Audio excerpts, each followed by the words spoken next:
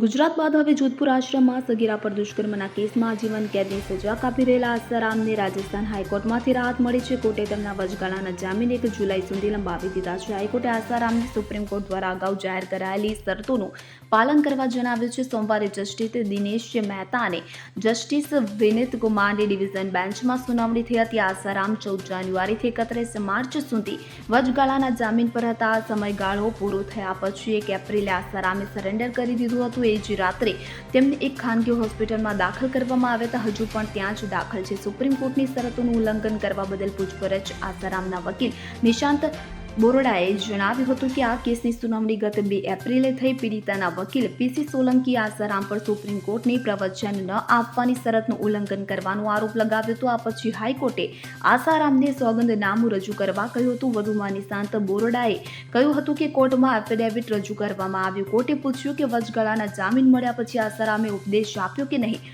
પીડિતા પાસેથી સોગંદનામું પણ માંગવામાં આવ્યું હતું. પીડિત પક્ષના વકીલે કહ્યું હતું કે આસારામે સુપ્રીમ કોર્ટ દ્વારા આપવામાં આવેલા વચગાળાના જામીન નિર્દોષનું ઉલ્લંઘન કર્યું છે.